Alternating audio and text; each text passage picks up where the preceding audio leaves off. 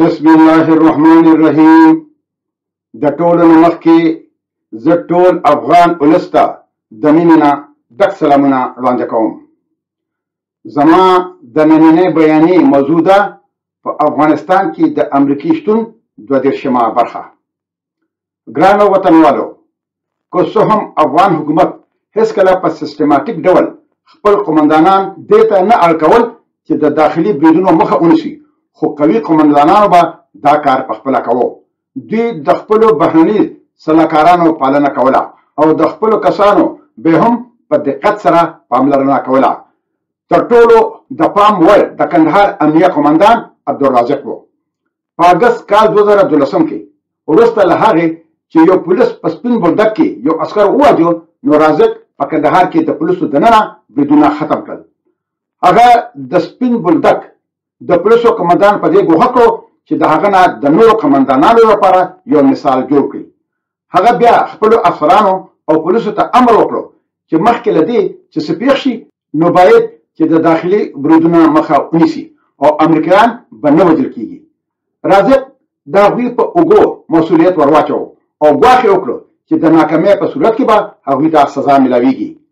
له هغې وروسته د پولیسو، محلي پولیسو یا سرحدي پولیسو په برخه کې یو داخلي برید هم نه و شوی او پایله دا شوه چې په نورو ځایونو کې د پولیسو نورو مشرانو او د اردو افسرانو هم ورته کار کړی و.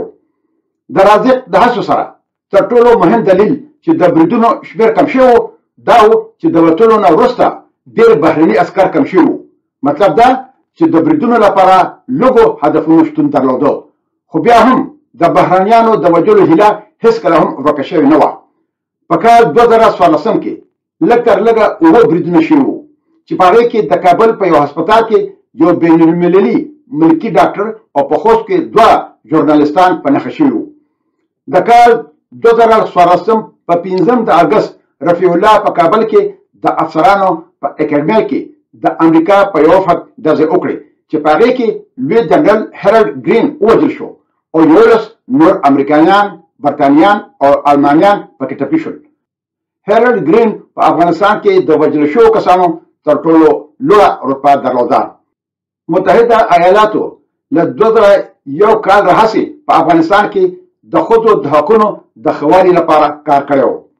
ولسمشر اوباما په خپله په افغانستان کې د ملت جوړونې په جریان کې له بوش څخه کمه دلچسپي لرله، خو بیا هم د ملت جوړونې اهمیت تسلیم کړی و. د ډیموکراټانو، جمهوري غوښتونکو او مشهورو شخصیتونو مختلفو ډلو پر ادارې فشار راوړو چې هغوی اصلاحات وغواړي. رسنو عموما د ښځو د حقونو په اړه لیکنو او حتی د شکمنو کسانو د نیوکو سره د ښځو د حقونو د غوښتنو سره مرسته کوله. مشهورې ژورنالیستې کریستین امانپور په 2010 کال کې په ملي تلویزیون کې د استازو د جرګې مشرې نانسي پلوسی باندې د افغانستان د ماموریت ملاتړ او د افغان ښځو سره د مرستې کولو لپاره د نه لیوالتیا له امله نیوکه کړې وه. د دغو ډلو او مشرانو ډېری له اوباما څخه وغوښتل چې په افغانستان کې سرتیري وساتي چې د بشري حقونو پرمختګونه له پامه ونه غورځول شي، ځکه چې د ښځو د حقونو د خوندي کولو لپاره په افغانستان کې د بهرني ځواکونو د پاتې کېدو دلیل جوړ شوی و. له 2001 کال راهیسې د ښځو لپاره د پام وړ اصلاحات پلي شوي وو. تر ټولو ډراماتیک اصلاحات په راتلونکو 4 کلونو کې هغه و کله چې ښځو ته د رایې ورکولو حق تایید شو او په پارلمان او ولایتي شوراګانو کې څوکۍ تضمین شوې.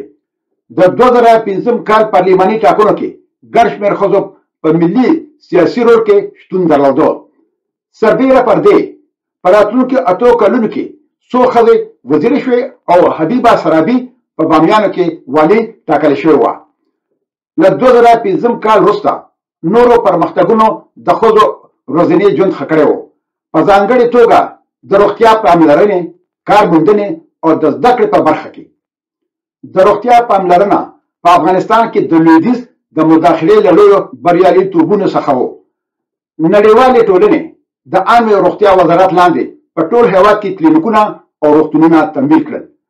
دولتي کلینیکونه او ډاکټران د ډېرو ولسوالو په لرې پرتو بازارونو او کلو کې راڅرګند شول. د نفوس 80% طبي پاملرنې ته لاسرسی موندلی و. د ښځو لپاره ګټې د پام وړ وې. د 2001 او 2013 کلونو ترمنځ د میندو مړینه 80 سلنه راټیټه شوې وه.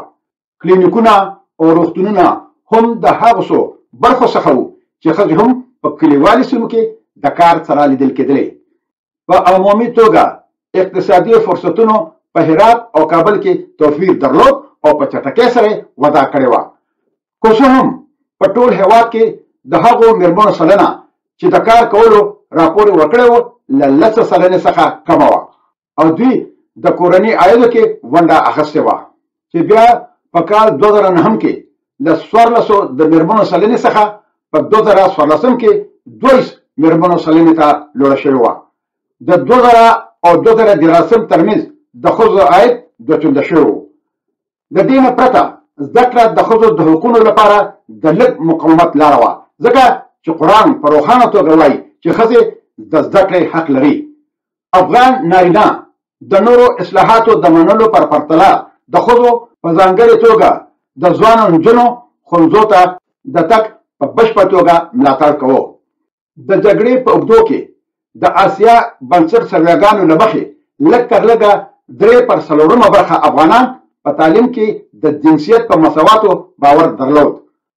متحده ایالات او نړیواله ټولنه وتوانېدل چې د نجونو یو شمېر ښوونځي جوړ کړي او د نجونو د زده کړې لپاره بریالي پروګرامونه تمویل کړي.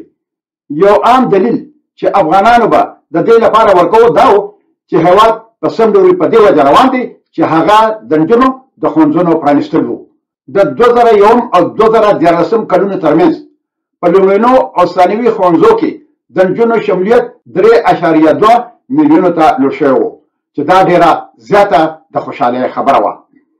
د 2013 کال د آسیا بنسټ سروې وموندله چې د 18 او 30 کلونو ترمنځ د ښځینه جواب ورکوونکو 29 سلنې وویل چې دوی لږ تر لږه یو څه رسمي زده کړه لري او دا هغه ښځې وې چې د تېرو 1200 کلونو په اوږدو کې د زیاتو تعلیمي فرصتونو څخه ګټې پورته کړې وې.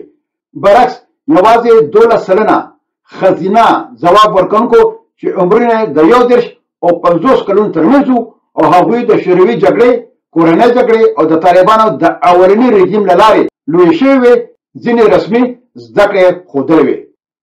پرمختګونه په کابل او ښارونو کې راټول شوي وو چېرته چې د ښځو لږې برخې ژوند کوو. په کابل کې د زده کړې او کار فرصتونو وده کړې وه. نوي پوهنتونونه پرانیستل شول چې په هغې کې په افغانستان کې د لویدیځ کارمندانو امریکایي پوهنتون هم شامل و. سفارتونو، قراردادیانو، غیر دولتي سازمانونو، NGOs او وزارتونو د ښځو لپاره دندې ورکول شروع کړې. خو پرمختګونه په کلیوالو سیمو کې ډېر زیات لږ وو. د ولایتي بیا رغونې ټیمونو او نظامي واحدونو د نجونو او هلکانو د جلا جلا ټولګیو لپاره ښوونځي جوړ کړي.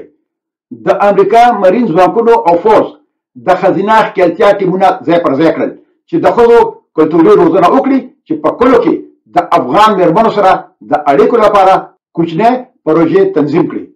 خو د بده مرغه بیا هم د اصلاحاتو د افغانستان دودیز جوړوالی او د ښځو سره ناوړه چلند بدل نه کړی شو.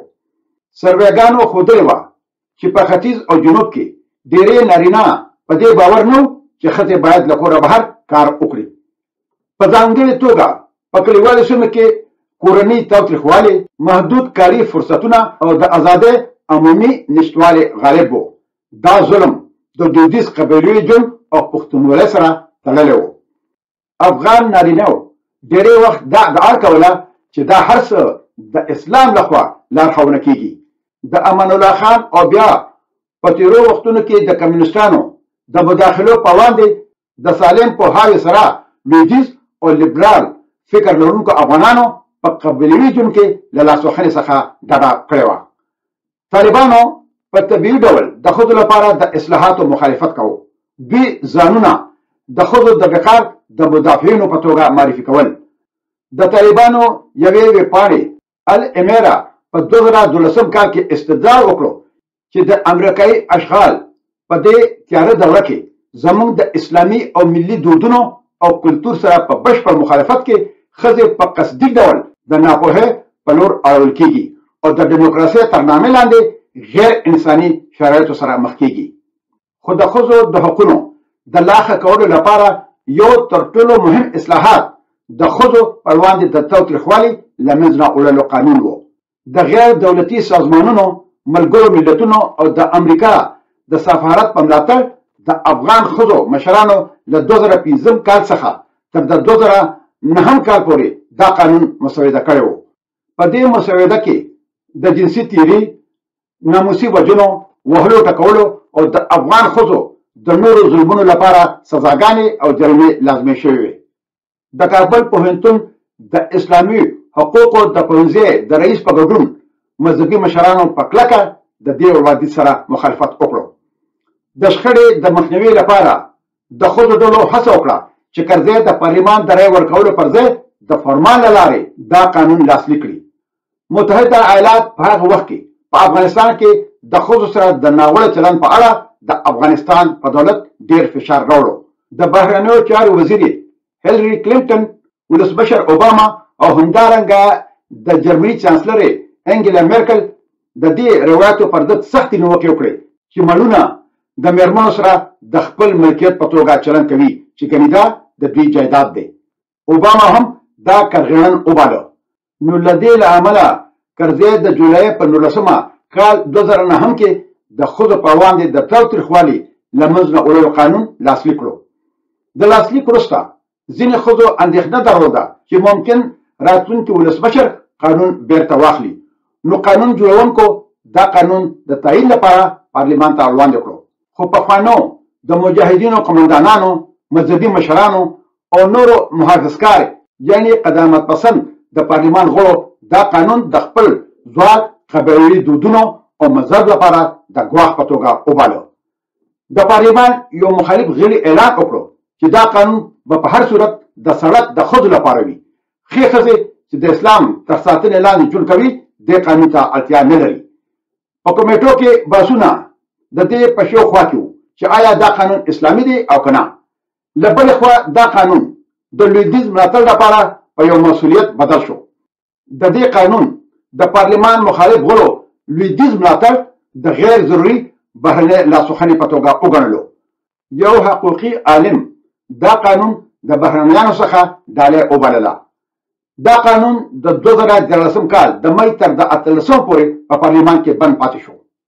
یو بل د پارلمان غړي چې مذهبي شالید یې درلود په لوړ غږ سپیکر ته وویل: ښاغلی سپیکر، دا قانون د قرآن کریم د آیاتونو له څو اړخونو سره په ټکر کې دی. د اساسي قانون 3مه ماده په څرګنده توګه وایي چې هر هغه قانون چې د شریعت او د اسلام د مقدس دین سره په ټکر کې وي هغه اعتبار نه لري. د 15 دقیقو وروسته د ولسي جرګې مشر عبدالرؤف ابراهیمي بحث پای ته ورساوه او د یو ځانګړي کمیسیون غوښتنه وکړه ترڅو معلومه کړي چې آیا دا قانون د اسلام سره سم دی او که نه. خو د ښځو په وړاندې د تاوتریخوالي له منځه وړلو قانون هېڅکله تایید نه شو. د ښځو مشرانو او ډلو پر فوزیا کوفي نیوکه وکړه چې د کرزی له لاسلیک وروسته قانون پارلمان ته معرفي کړو او هغوی فوزیا کوفي خپل ځان ته د رسنو د پام د راګرځولو لپاره په لوبې کولو تورنه کړه. خو بیا هم چونکې کرزی دا قانون لاسلیک کړی و نو قانون لا هم نافذ و. 100 زره قضیې ثبت شوې او 100 نارینه په جرمونو محکوم شوي وو. حتی په کابل کې قاضیانو د قانون په شاوخوا کې د شخړې له امله د سزا ورکولو څخه ډډه کوله. د افغانستان د تاریخ په پراخه سکیم کې د ښځو په وړاندې د تاوتریخوالي له منځه وړلو قانون باید چې د پام وړ پرمختګ ګڼل شوی وي او دا د دود سره د جبري مینې او د بهرني نفوذ په وړاندې د مقاومت یو بله بېلګه هم وه. ورته ډول غبرګونونو عموما د ښځو د حقونو په برخه کې د پرمختګ مخه ونیوله او وروسته له هغه چې اوباما د جنگي ماموریت د کمولو او پای ته د رسولو اعلان وکړو نو د پارلمان څه شمالي غړو فوزیا کوفي ته ګواښ وکړو چې ستاسو ملګري په هر صورت په کال 2014 کې ځي نو موږ پوهیږو چې له تاسو سره څه وکړو. د اصلاحاتو په وړاندې مقاومت د کابل په سړکونو کې شتون درلود چې په هېواد کې د پرمختګ مرکز و چې پکې د مدني ټولنې ډلو، ښځینه مشرانو، تعلیمي مؤسسو او بې شمېره کنفرانسونو ګڼه ګوڼه وه. د کابل یو کتاب پلورونکی یو امریکایي لیکوال مرکزیان ته ویلي وو چې لویدیځې لارې د ښځو د بې احترامۍ تر ټولو لویه نښه ده. د دې نه پرته د ښځو حقونو د کابل په ځوانانو کې هم ډېر زیات جنجالي وو.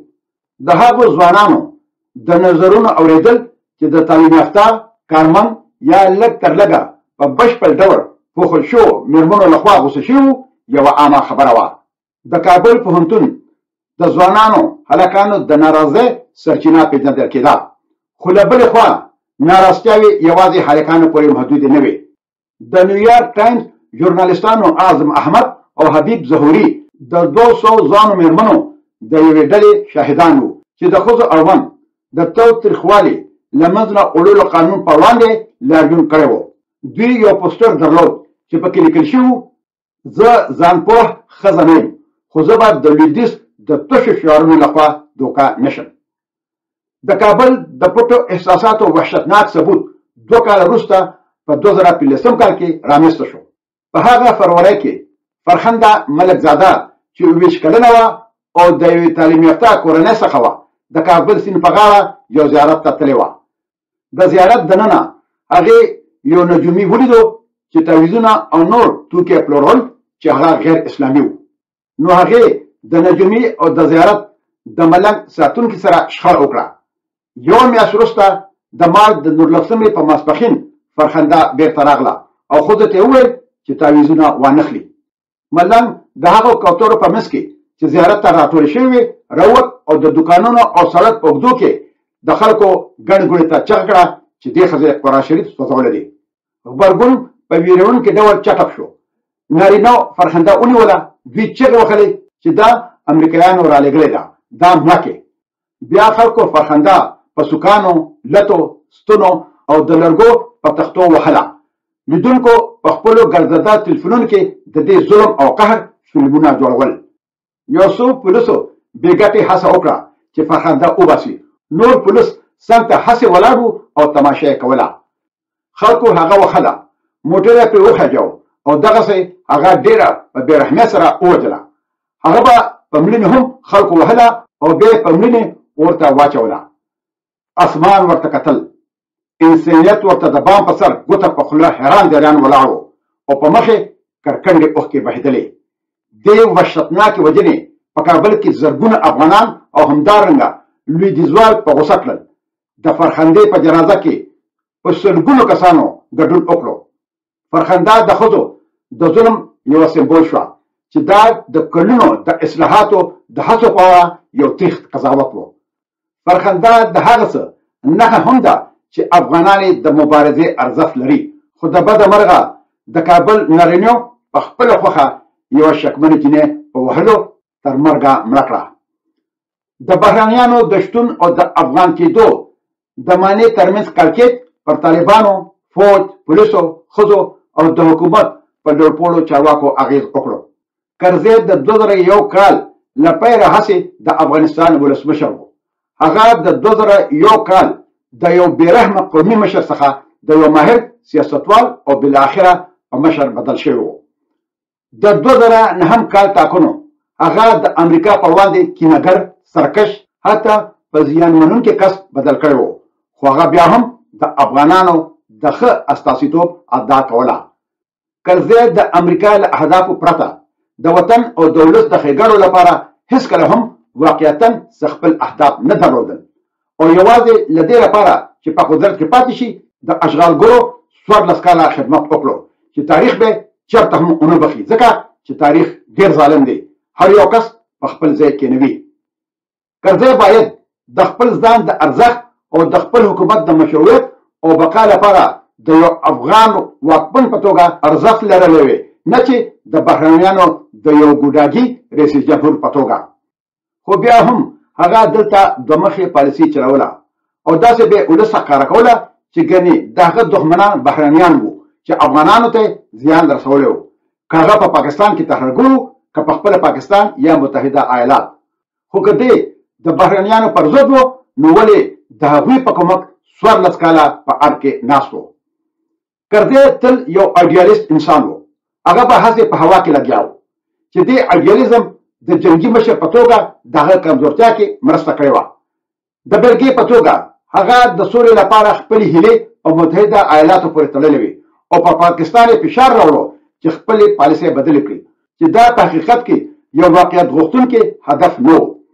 په اصل کې دا ټوله لوبه خو امریکې او پاکستان جوړه کړې وه، نو د هغوی نه دا ډول تمې ساتل د ځانو نه کټوري غوښتل وو. خو لکه څنګه چې د امریکایانو پاتې کېدل اوږد شول او بهرني ځواکونه زیات شول او بمبارو دوام وموندو، نو د افغانستان واکمن په توګه د کرزي دریځ سخت شو او د ولس د دوکه کولو لپاره به کرزي په امریکا او د هغوی په متحدینو نیوکې کولې تر څو ولس ته دا وښایي چې هغه ګوډاګی نه دی.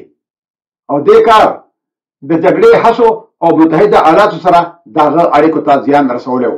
د ولسمشر اوباما د جون 2011 کال په وینا د 2014 کال د دسمبر 11 نیټه په افغانستان کې د امریکا د جنگي ماموریت د پای ته رسیدلو لپاره ټاکل شوی و. له هغې نیټې وروسته ماموریت به د روزنې او ترهګرۍ ضد مبارزې ته بدل شي.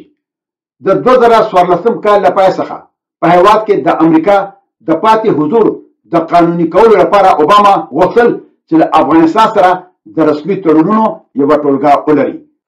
هغه د 2012 کال په مۍ کې له کرزي سره د ستراتیژیک ملګرتیا تړون د 10 کالو لپاره لاسلیک کړو او افغانستان د متحده ایالاتو یو لوی غیر ناټو متحد وباله. اوباما بیا د افغانستان نه د دوه اړخیز امنیتي تړون غوښتنه وکړه چې هغه به د امریکې د فوج د افغانانو له اجازې پرته کوم ډول عملیات ترسره کولی شي او دا هم معلومه کړي چې آیا هغه امریکایان چې په افغانستان کې جرم کړی وي نو هغوی به د افغان یا امریکایي قانوني سیستم د لاندې محاکمه کیږي. خو متحده ایالاتو د ډېرې هیوادونو سره دوه اړخیز امنیتي تړونونه کړي دي چېرته چې د دوی سرتیري ځای پر ځای شوي دي. د دې نه وروسته چې څه وشول نو زه به هغه په خپله راتلونکي ویډیو کې ستاسو په خدمت کې وړاندې کوم انشاءالله. ګرانو وطنوالو، اوس به په لوی لاس سپارم.